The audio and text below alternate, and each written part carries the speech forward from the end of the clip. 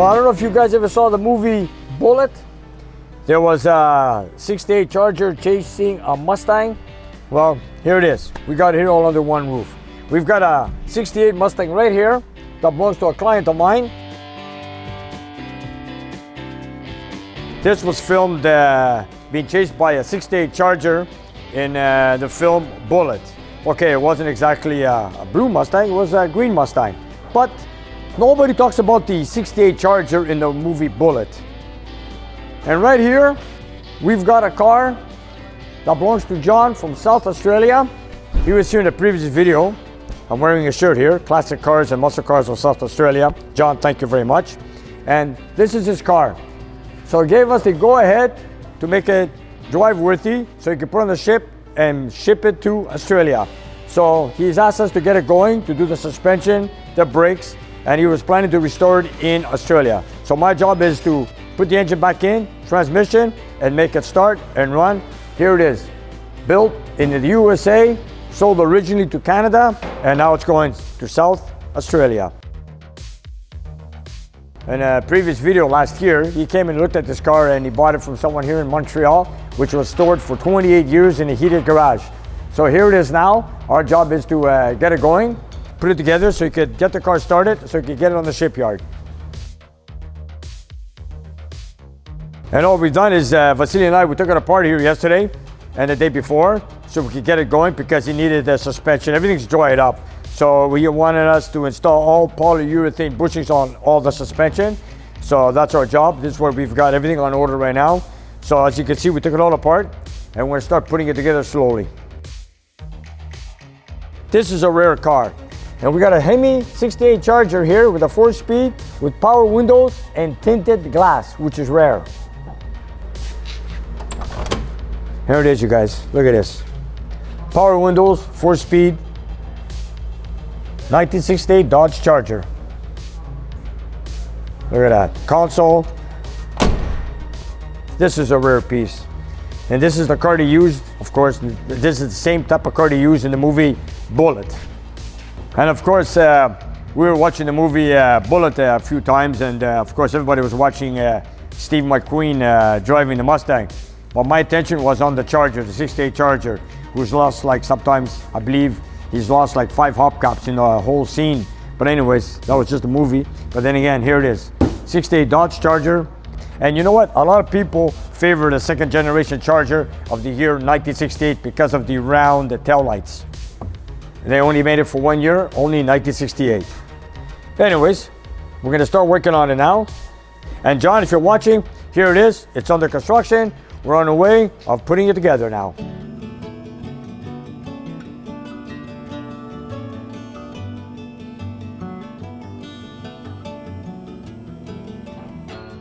So I've got a list from John that, of course, you wanted me to install all new polyurethane bushings on the whole front and rear suspension. I've got new discs coming in. I'm having the 4-piston caliper overhauled. I'm gonna get the transmission overhauled also. I've got new joints coming in. I have ordered him green axle bearings that he wanted. Of course, I'm gonna replace all upper bushings, lower bushings with polyurethane.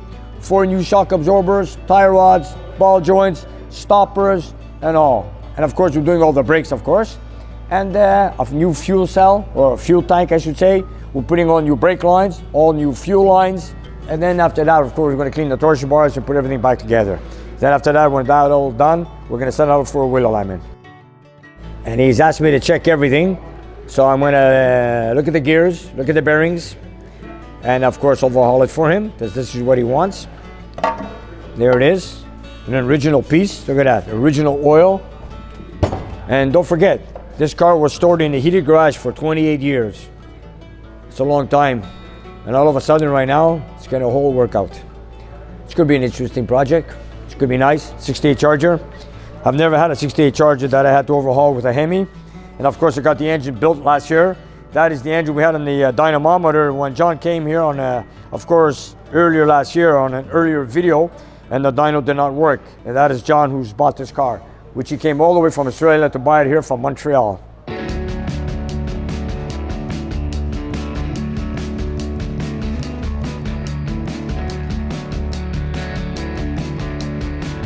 I know this shifter looks strange, but this is what comes into a 68 Charger B body when you have a console bucket seats. This is the original shifter with the brown knob.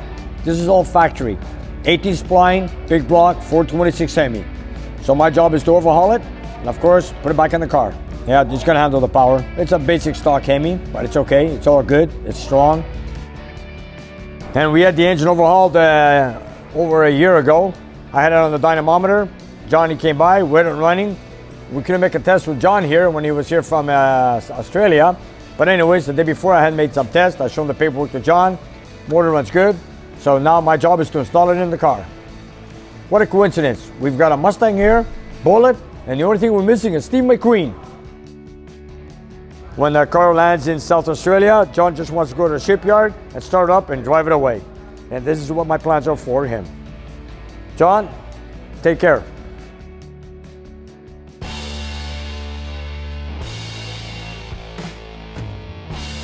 When John was here last year, and so was Steve from New Zealand, and of course, after reading so many comments from around the world, I've never realized how many American muscle cars are on this planet in every country in the world. From Peru, Colombia, Japan, Kuwait, Iraq, Australia, New Zealand, Netherlands, Finland, and so forth, all over Europe, Asia, South America, USA, of course, and Canada. And it's unreal, like all these American muscle cars all over the planet. Yes, reading so many comments from all the viewers, when they all say where they're from, it's amazing that the American muscle car has hit every corner on the planet. And here I am now, I'm in my 60s, and here I am sharing it out with the whole world, right here on YouTube. The American muscle car. Yes, it is something like I've always loved, build, passion, and everything. But you know what? It is what it is. Beautiful cars. I can't believe it. I love them. And then, of course, today they start building Hellcats lately. And, of course, the D-Man, Red Eyes, and who knows where they're going to end. The Mustang, of course, is fast. The Camaro is fast. All new modern cars. But I still love old school. And this is what we're here for. Just like this here. All these old cars. Nick loves all the old cars.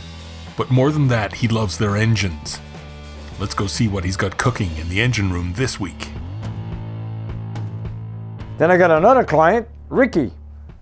He wants to build a 440 with the Broadex heads. He's looking for way over 550 horsepower. So I'm going to work on his 440 soon. This is the heads I got, which used to belong to my brother many, many years ago on a 70 Cuda. So now he's bought them, and he wants to build another 440 for his Frankenstein Roadrunner 1968, that charcoal gray car. So this is another project I got for the season, and I hopefully get it ready for the summer. So stay tuned and subscribe, like, and share. Joe's first generation Hemi is back from the machine shop. I just got my block bored out 60 over on the red Ram Hemi. I can't wait to get the internals balanced. I've got the connector rods right here. I've got the pistons right here. The flat tops. I got them in there today. I got the engine bored out. And now I'm gonna have the engine balanced and assembled after. This is just a miniature Hemi. The flat top pistons, there should have been a little bit dome on it, but then again, it's a what? A 150 horsepower engine or something? Anyways, my client's not looking for power, he just wants to make it work. Here they are. Factory connector rods. And of course, replaced pistons, 60 over. But here's a question for you guys. This is a 1954 241 Red Ram Hemi from a Dodge Real pace car convertible. What color is the block to this engine? Does anybody know? Because I got to do it factory color. Does anybody know what's the color of the block? If you have the answer, comment on it. I want to hear it. Should be a good little engine. I'm trying to see if I could set it up on the dynamometer. I've asked my client to bring in the bell housing, flywheel, of course, so I could use it for balancing. And then again, to see if I can set it up on the dyno and get it running. Because there's a lot of people that want to see this on a dyno. We don't know what horsepower it's going to pull. Maybe 140, 150, 160, I don't know. But the bottom line is, we just want to make sure it runs well. There we go. I got this. What else? I got the Buick. I got the Boss 302. Do I want to talk about this? No, let's not talk about this yet. Okay, next. Look at all these engines. Look at that. I love it. The little 1954 Red Ram Hemi is a bit older than most of the mills Nick puts on his dyno, and he's still not sure exactly how he's going to get it mounted on the engine testing equipment.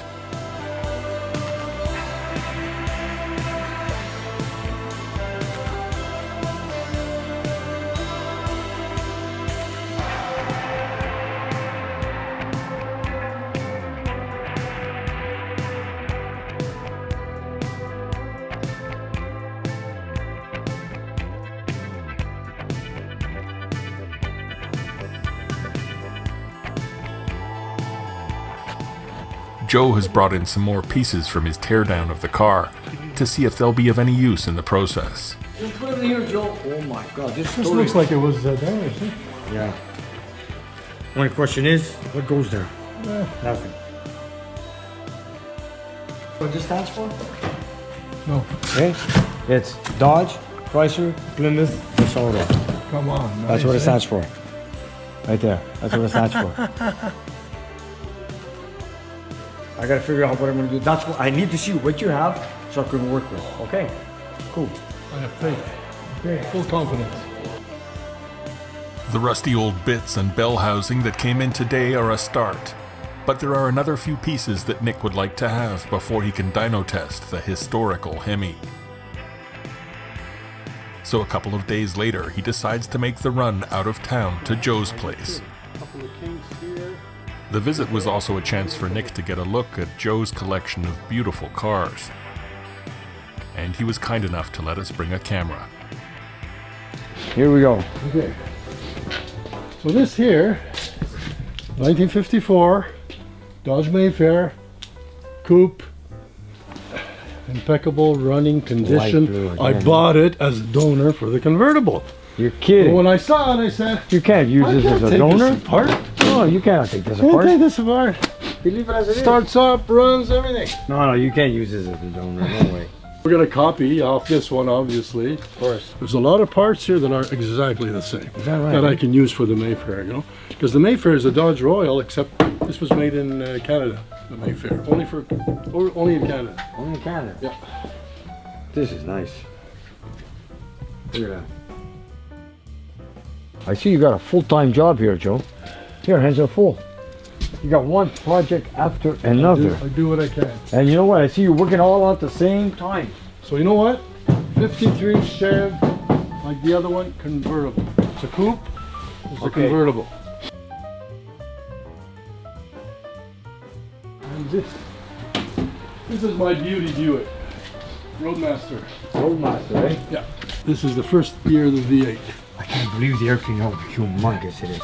V8, there it is. Yeah. V8.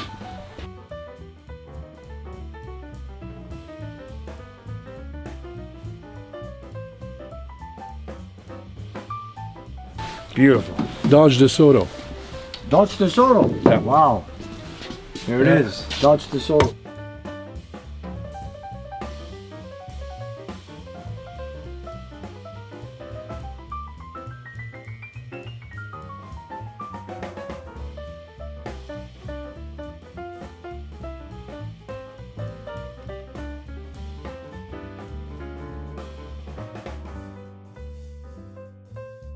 This is the 341 Hemi.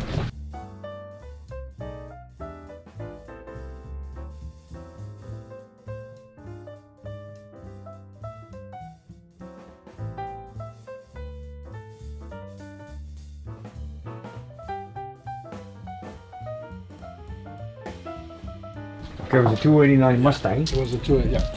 Nice work. So they converted to a Shelby. Yeah. When I bring this to you, I'll ask you to do something about the sound. It's a little loud. Yeah? Yeah, you don't want it too loud. But We're getting too old for that. that was the sound in those days, but Put some silver blades on it, looks more original. They weren't black in those days. Orange? Is this the way it came from the factory? Orange?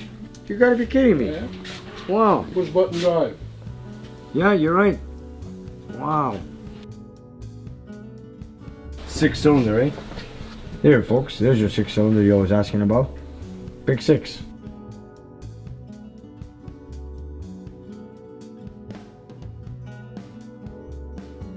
Joe has impeccable taste in cars and a beautiful collection, but Nick doesn't like being away from the shop for too long. So Joe takes him to the room where he's been taking one of his 2 Dodge Royale convertibles apart. Hopefully, the pieces Nick needs for a dyno test of the Red Ram will be in here somewhere. I gotta find a way to set it up on the dyno because I don't have a bell housing for this older V8s, but I'm gonna look into it. As they work their way around, Nick spots the old water pump he's looking for. This, no. There it is. I'm gonna rebuild it. There it is. That's what I need. Okay. I need this. Yep, we're gonna rebuild that. You don't need the fan? No, I don't need that. No, that's what I need. This? No? Nope, that's for the belt. That's external drive. Don't worry about it. I need this.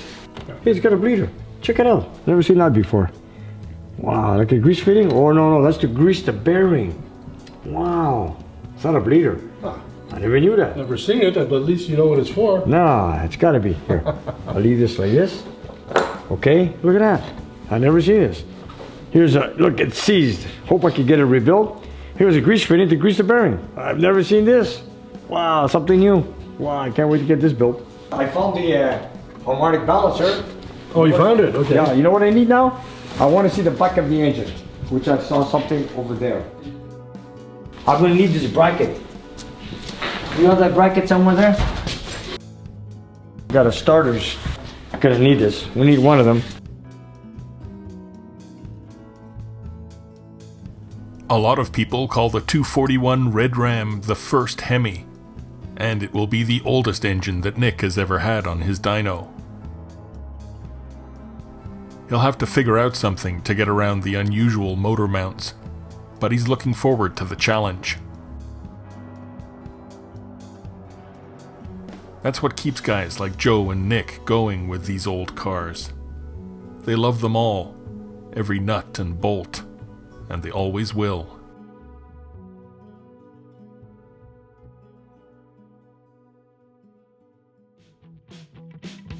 Thanks so much to each of you for your love of cars.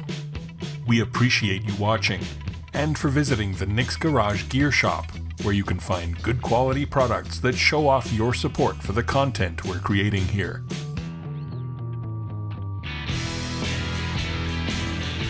And a very special thanks to all these fine folks who went the extra mile and contributed on the Nick's Garage Patreon page.